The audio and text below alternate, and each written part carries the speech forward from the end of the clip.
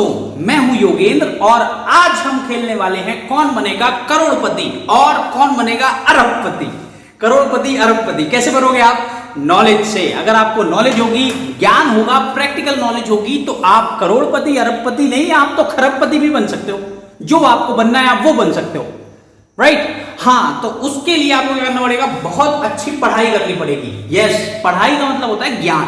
किसी भी तरीके का ज्ञान होना चाहिए, आपको नॉलेज होनी चाहिए। अब भाई आगे का पता नहीं कि क्या होने वाला है लाइफ में, तो हम क्या करते हैं, जो हमारी पढ़ाई है, आप सभी लोग अगर ये वीडियो देख रहे हैं इसका मतलब आपने लिया हुआ है कॉमर्स।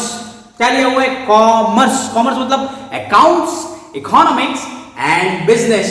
इंग्लिश हिंदी लैंग्वेजेस होती हैं, या फिजिकल एजुकेशन वो लैंग्वेज होती है, या फिजिकल एजुकेशन फिजिकल ट्रेनिंग होती है। पर यहाँ कॉमर्स में मेन होते हैं अकाउंट्स, इकोनॉमिक्स एंड बिजनेस। तो मैं आपके लिए लेके आया हूं अकाउंट्स। अकाउंट्स के मैं बहुत सारे वीडियोस अपलोड कर रहा हूं। उन वीडियोस में से कुछ वीडियोस ऐसे भी हैं जो आपकी नॉलेज, बेसिक अंडरस्टैंडिंग को अच्छा करेंगे। पीछे के अगर आप वीडियोस देखेंगे तो उनमें बेसिक अंडरस्टैंडिंग आपकी अच्छी हो गई होगी। मैं ये मानता हूं कि आपकी बेसिक अंडरस्टैंडिंग अच्छी हो गई है। तो मैं आज शुरू करने वाला हूं कौन बनेगा करोड़पति, यानी मल्टीपल चॉइस क्वेश्चंस। क्या? Multiple choice. मल्टीपल चॉइस मतलब एक क्वेश्चन बहुत सारे आंसर्स। यस, ये अलग अलग प्रकार के होते हैं। जैसे कि मल्टीपल चॉइस क्वेश्चंस में ट्रू एंड फॉल्स भी आ सकता है, आपका वन वर्ड भी आ सकता है, फिल इन द ब्लैंक्स आ सकता है, match the following. Objective type, जिसमें आपको बहुत ज्यादा बारीक एवं सटीक नॉलेज होनी चाहिए। अगर आपकी नॉलेज जरा सी भी मिस होती है तो एक नंबर गया। हाँ सर, कौन कौन से एग्जाम्स में आता है? सारे एग्जाम्स में, सारे total exams like CBSE, state boards, Haryana, Madhya Pradesh, Delhi, everywhere. Yes, everywhere MCQs forms a very important part. तो एमसीक्यू करना आसान है, हाँ आसान तो है, पर उसके लिए आपको नॉलेज होनी चाहिए। नॉलेज यानी basic deep knowledge. Yes, it is very important. तो चलो अब हम शुरू करते हैं अपना जो गेम है, उसका नाम है कौन बनेगा करोड़पति। आप बन सकते हो करोड़पति, अरबपति, जो बनना चाहो बन सकते हो, बट उसके लिए क्या चाहिए? नॉलेज चाहिए। Very nice. चलिए शुरू करते हैं। सबसे पहले हमारे जो टॉपिक अभी जो हमारा चल रहा है वो है पार्टनरशिप। ये क्या है? पार्टनरशिप के एमसीक्यूज मतलब मल्टीपल चॉइस क्वेश्चन। उसमें मैंने ज्यादा ऑप्शंस नहीं दिए हैं, मैं आपको बेसिकली उसको समझाऊंगा भी। चलिए, पहला एमसीक्यू है ये।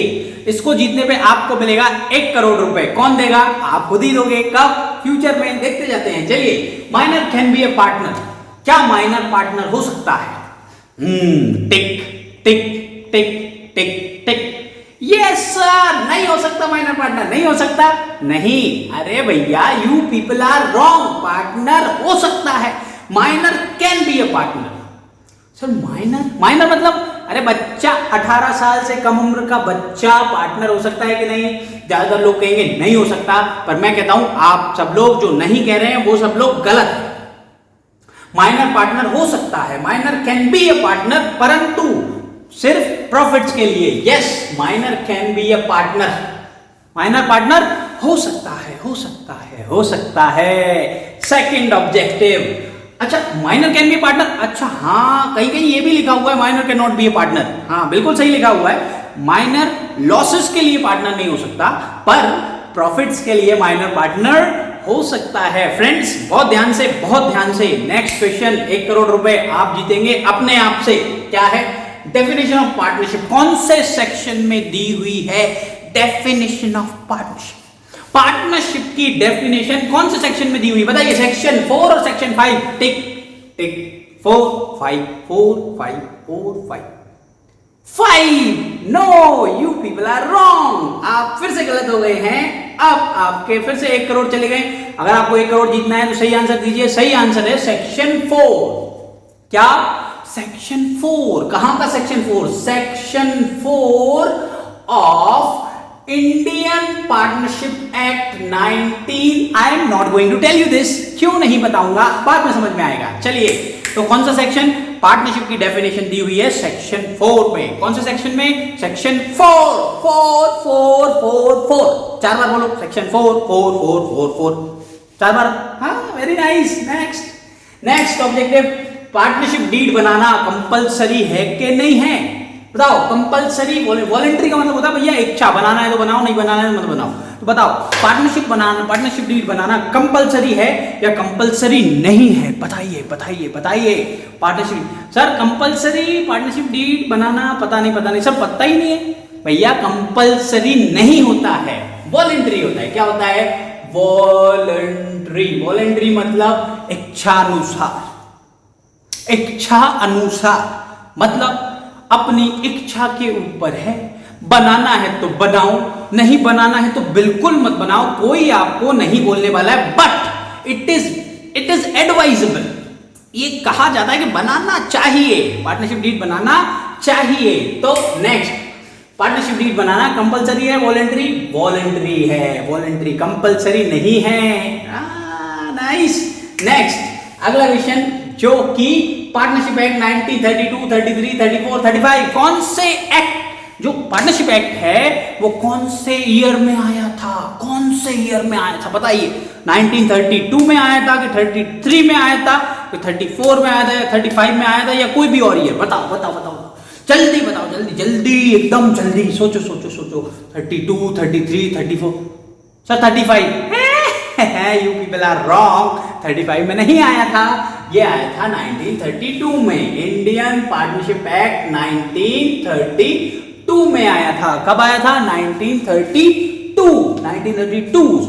डेफिनेशन कहां दी हुई है पार्टनरशिप की? डेफिनेशन कहां दी हुई है पार्टनरशिप की? बताओ जल्दी। सेक्शन 4 में। और पार्टनरशिप एक्ट कब आया था? 1932 में। Right, you people are absolutely correct. Next, new partner admission, नए पार्टनर का एडमिशन। हाँ, नए पार्टनर का एडमिशन बताओ भैया कैसे होगा?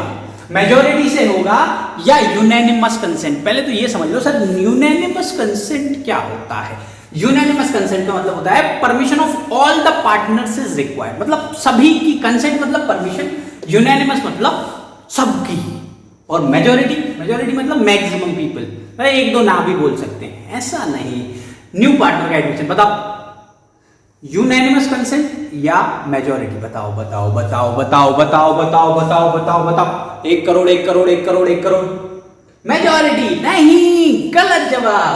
आपका जवाब सही है, यूनानिमस कंसेंट। अगर नए पार्टनर को एडमिशन देना है तो सारे पार्टनर्स की कंसेंट यानी परमिशन चाहिए होती है दोस्तों। यूनानिमस कंसेंट मतलब परमिशन क्या चाहिए? परमिशन। Very nice. नेक्स्ट अगला है छठवा, एलएलपी मतलब लिमिटेड लायबिलिटी पार्टनरशिप एक्ट। ये है एक कानून ये कब आया था? बताओ बताओ बताओ बताओ बताओ। 2008 और 9 2008 या 2008। Yes, you people are right, correct. 2008 में आया था। कब आया था? 2008 में। ये क्या कहता है? वैसे जनरली पार्टनरशिप में जो लायबिलिटी होती है वो अनलिमिटेड होती है। किसकी? पार्टनर्स की लायबिलिटी अनलिमिटेड होती है। बट here यानी in this limited liability partnership, the liability of partners is limited to the extent of their capital invested. It means कि जितनी उन्होंने कैपिटल लगाई है बस उतनी ही उनकी लायबिलिटी होगी। समझ में आई बात? Very nice. नेक्स्ट, 7th वाला हमारा देखते हैं, शेयरिंग ऑफ प्रॉफिट। बताओ, शेयरिंग ऑफ प्रॉफिट क्या होता है सर? शेयरिंग ऑफ प्रॉफिट मतलब प्रॉफिट को कैसे बांटा जाएगा? बताओ बताओ बताओ। इक्वली या एग्रीड रेशियो में? कहां, कैसे कैसे कैसे? सोचो, लगाओ, दिमाग लगाओ। 1 2 3 4 5। आप नहीं बता पाए, मैं बताऊंगा। इक्वली या एग्रीड, दोनों सही हैं। इक्वली भी सही है, एग्रीड रेशियो भी सही। इक्वली मतलब बराबर। तो पार्टनरशिप डीड अगर नहीं बनाई है या रेशियो डिटरमाइन नहीं किया है तो बराबर बांटना पड़ेगा। कैसे बांटना पड़ेगा? बराबर। कद्दू बटेगा सब में बराबर बटेगा, राइट।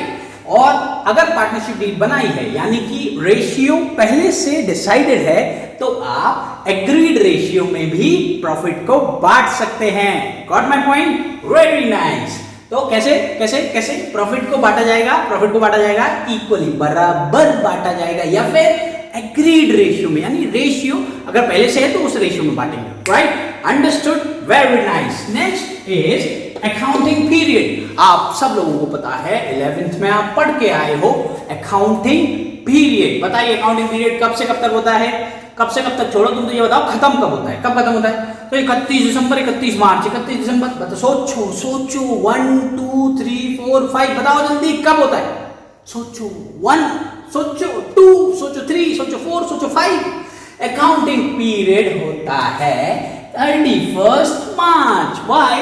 द रीजन इज कि आपको 31 मार्च को बताना पड़ेगा कि आपको कितना टैक्स भरना है। इसीलिए क्या होता है अकाउंटिंग पीरियड? अकाउंटिंग पीरियड होता है 31 मार्च के लिए, 31 मार्च ऑफ एवरी ईयर। हर साल 31 मार्च को आपको अकाउंट्स फाइनल बनाने पड़ते हैं। काहे के? पार्टनरशिप के। किस चीज के? Partnership. Next, partnership business can be done by all or any one of the partners. बताओ पार्टनरशिप बिजनेस कौन करेगा?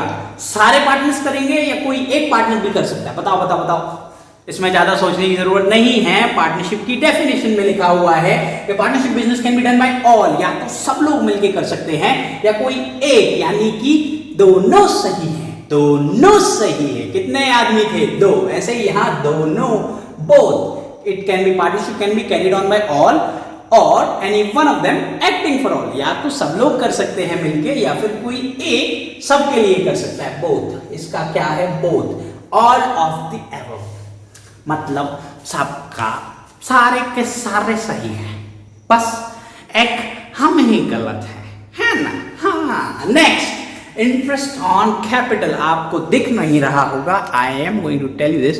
इंटरेस्ट ऑन कैपिटल मैंने यहाँ गलत लिख दिया है, इंटरेस्ट ऑन लोन कर लीजिए इसको। क्या कर लीजिए? Interest on loan. Marker uncle को नींद आ गई। Interest on loan. बताओ इंटरेस्ट ऑन लोन की रेट क्या होगी? इंटरेस्ट ऑन लोन की रेट क्या होगी? इंटरेस्ट ऑन लोन की रेट अगर पार्टनरशिप डीड में लिखा हुआ है तो उसके हिसाब से देंगे। अगर पार्टनरशिप डीड में नहीं लिखा हुआ है तो बताओ 5 6 7 5 6 7 8, बताओ कौन सी रेट होगी? 6% पर एनम।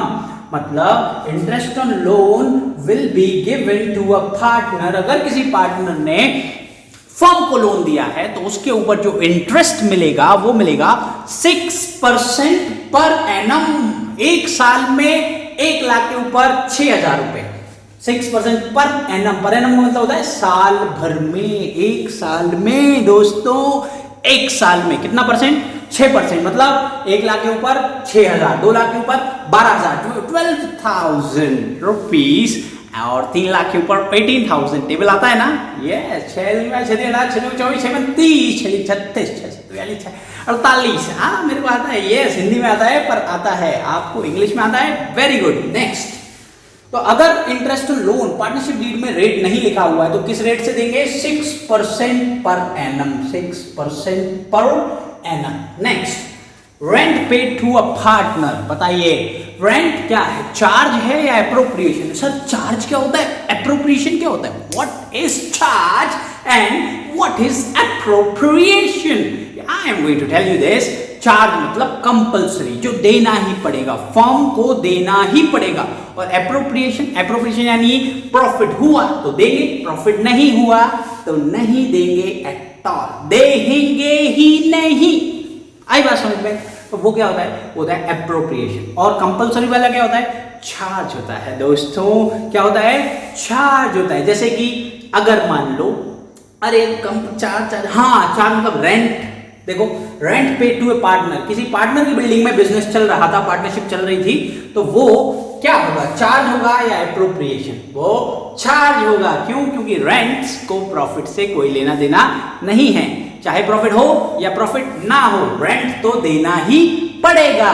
अगर पार्टनर को दो या किसी को भी दो, rent is a charge. Rent will always remain a charge. यही मैं एक और एग्जांपल लेके आता हूं, interest on loan. Interest on loan क्या है बताइए आप?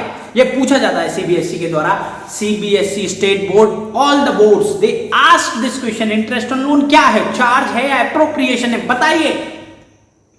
1 2 3 4 5 मैं बताता हूं। मैं आपको बताया तो वेरी गुड। चार्ज होता है। इंटरेस्ट ऑन लोन किसी को भी दिया जाए, बैंक को दिया जाए या फिर पार्टनर को दिया जाए।